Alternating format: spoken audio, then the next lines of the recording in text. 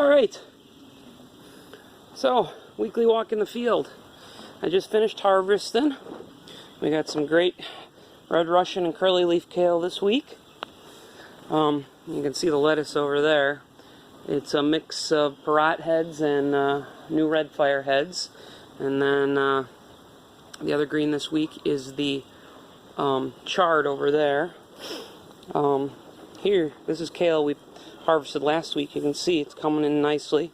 We'll see if we keep temps up and damp in here. We should be able to harvest again next week. This is the chard we harvested this week. You can see how we cut it down when we harvest. And then as we get up here, you can see the change from here. And then this is last week's harvest. So it really does come back nicely. Then this is last week's spinach harvest, and then 2 weeks ago spinach. Chard and the spinach don't come back as quickly, but they look wonderful. So I'm hoping next week on the spinach again. This here is braising greens.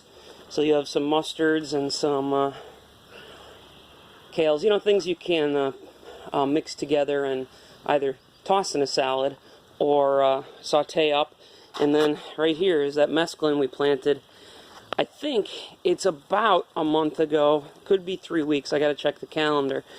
Do have a little bit of weeds in it, but it's kind of what happens when you scatter seed like this because you want to coat. But we will be probably starting the harvest of this next week. Just want to see a little more growth. And then right here, this thinner row next to the braising mix, that's kohlrabi. So let's go walk up the other bed here. I'm not going to do much outside because it's just icky and gray and there hasn't been much growth out there. Some of that spinach is coming back, but we need to stop having 20-degree days or nights. So you can see here, this is the Parrot, these heads. Oh my goodness, they just look great. Of course, cabbage and onions. Those onions, I'm still waiting for them to bulb up there pretty good. I'm thinking mid-April, maybe the end of April. Gosh, it might even be for next year's share starting in May. But gosh, look at these Parrot heads. They're just, oh my goodness. Look at that. It's beautiful. So yeah, you guys should all have some of that. I wanted to walk down here too and show you, hopefully, well, either today or tomorrow or Friday. Depends on what I get done. I have new heads of Parrot to put in. You can see some others in. We've got more spinach. Over here there's chard and beets we're going to put in here. And broccoli kind of took the move outside hard, but it's coming back. And I'm hoping to have that for the end of May. Now, last thing I want to talk about here is, well, maybe not last. Maybe I'll go out to the greenhouse. But we've got this cabbage that we've had in all winter. Cabbage is a cold weather plant. And, gosh, I am thinking that maybe it just did not stay cold enough this spring for it. Because as you can see on a bunch of these, they're starting to flower up. Like it was too hot. So, they call that bolting. Kind of bothersome because I really don't think it was that warm in here. But what I think I'm going to do here, if you guys don't know, this is the kale family, which is the broccoli family. It's all brassicas. And these flowers, while they are not big heads of broccoli, are going to taste just as sweet. So I'm thinking within the next week we'll start cutting off these flower heads, and you can use them like that leafing broccoli. I don't know if they call it broccolini or something like that. Yeah, I don't know if we got a reflection burn some of this during the warm spot, but we've got some heads forming like that. That looks like it's going to be okay, but then right next to it we've got the flowers. So I just, like I said, that's heat. So we just have to do what we can with it. Now I'll get you a little closer here on these onions. So that's just so cool. Looking down the rows there. So you'll notice I do have fabric on the ground in the tunnel here. I have a landscape fabric. It's not a plastic per se. It is a landscape fabric like they try to sell you. Oh my goodness. Look at that. That head of lettuce that we picked 2 weeks ago is trying to get new heads on it. Might just leave that and see.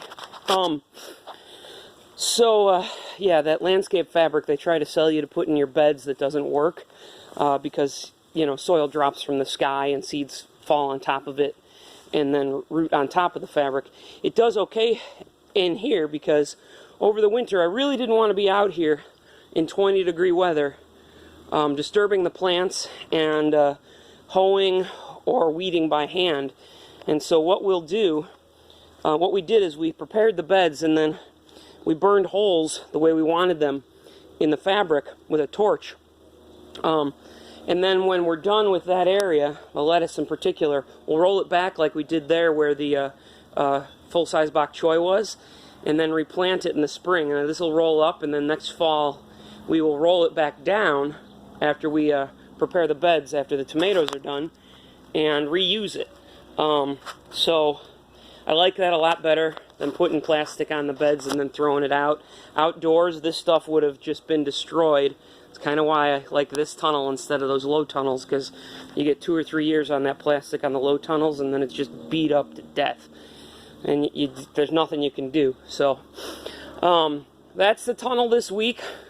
It just keeps looking great. I just, you know, this mesclun in particular, I can't believe how full that is.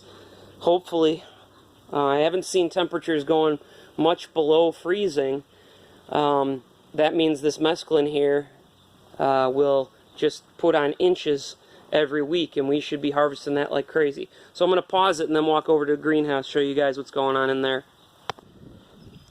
Okay, so this is the greenhouse. If you guys haven't been out here, we've had the frame up here for a couple, 3 years, maybe 2, I don't know. And every year we put this, well, not every year, but we've had to put several times redo the plastic on the walls and on the roof because it's got to be kept really warm, but it's a straight wall. The wind hits it and rips it apart. So as we have finally turned that corner and start have some money that the farm can upgrade things, this spring we went out and got these double-walled double-walled panels and put them on the roof, because that's the thing that gets damaged the most, whether it's snow or rain that just comes down too much, or hail going through it. So we did that, and the hopes are that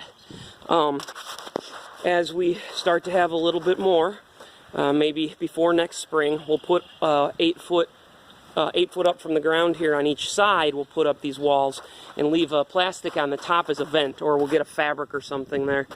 But let's go in and take a look. It's last time, well, not this morning, but yesterday I was in here and it was 100 degrees, which is really great. I got a mister going right now, so hopefully I won't hurt the phone.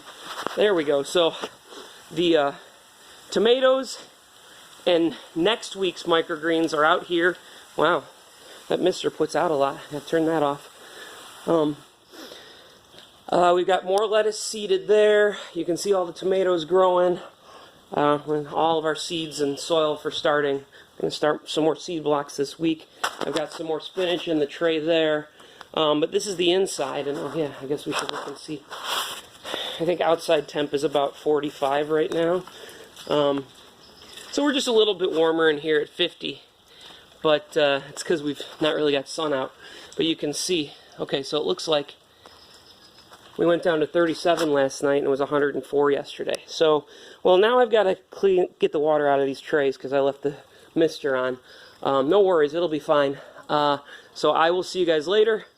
Yeah, good stuff. All right, bye.